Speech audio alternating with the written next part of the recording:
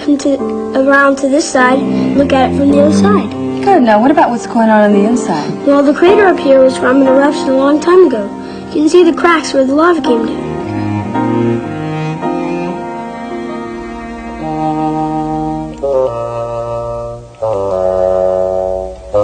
Here's the top of the volcano. The crater was caused by an eruption a long time ago. Show us where the magma is. The part is the magma underneath the Earth's crust. Heat from the magma creates pressure against the surface of the Earth. When volcanoes erupt, the magma comes out through the cracks in the Earth's crust, and the cracks are called fissures. I knew that. What's it really look like? This is what a volcanic eruption looks like in real life.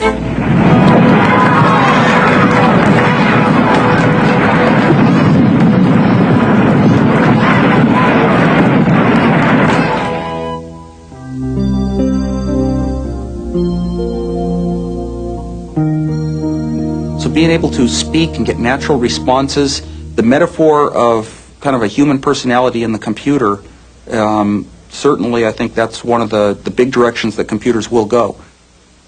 The computer having very personal characteristics, speaking in a natural human voice. Elements moving on the screen as the computer describes what's happening.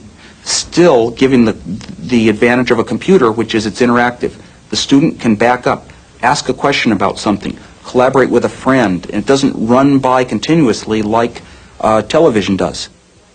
I'm not sure to what extent computers are being used now for adult literacy, but I feel persuaded that it's a much more effective tool than the school situation for most adults, because the computer's not threatening.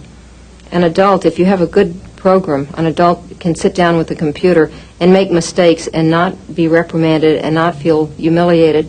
Even though the teachers may not want to humiliate the student, a lot of times someone who's 30 or 40 years old is so ashamed of not being able to read that the interaction with other people may be quite intimidating, whereas the computer is not. After filling the engine with oil, the coil wire should be grounded and the engine cranked by the starter motor until the oil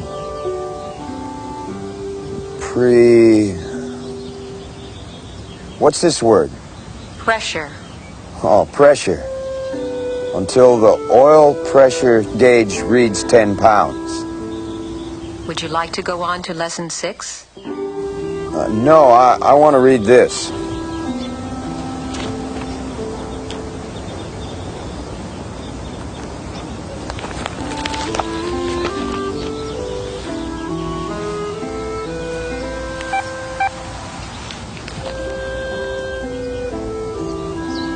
The Oakland A's begin an important homestand tonight. Well, of course, I would expect it to be able to accept speech.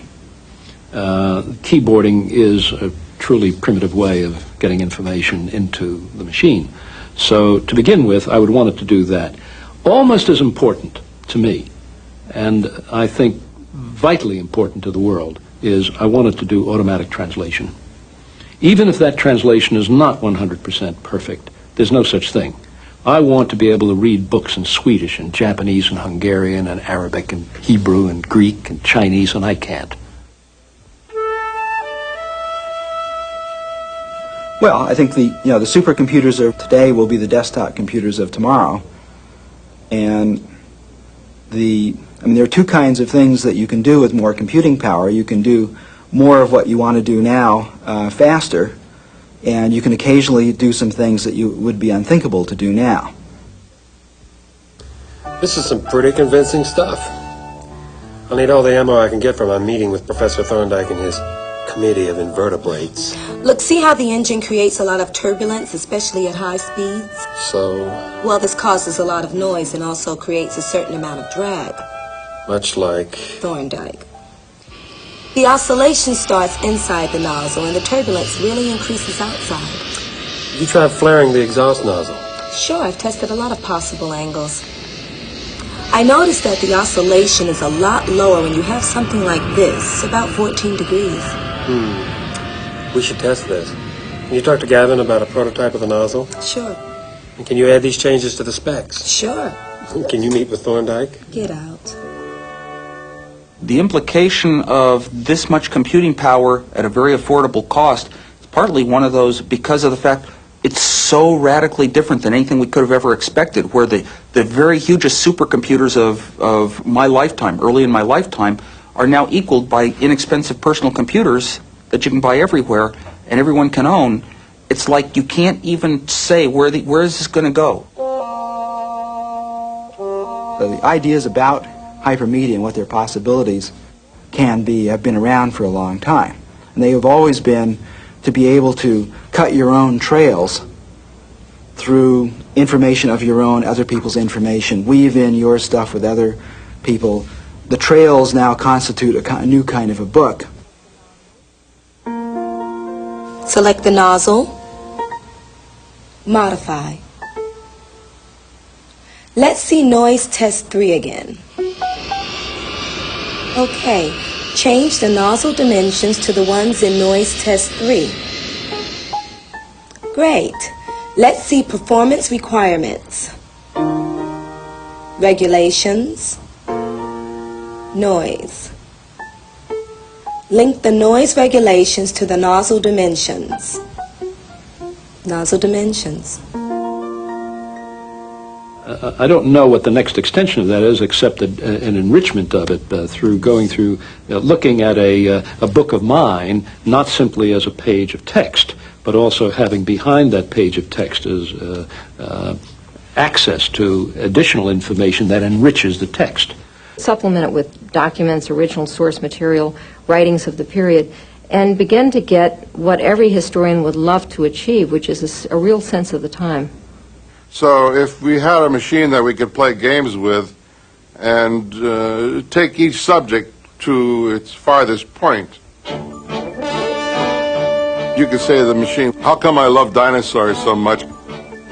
Show me all the covers of the science fiction magazines my father and my grandfather grew up with that caused us to become scientists or technologists, to fall in love with the future, the things that make us want to live forever. That sort of machine, I think, would be absolutely incredible for a child to play with. We're all doing the same thing, same work, but we're doing it in different ways. And saying, my God, isn't this exciting? What we have here to prove that mankind has moved from here to here and can move even further to here.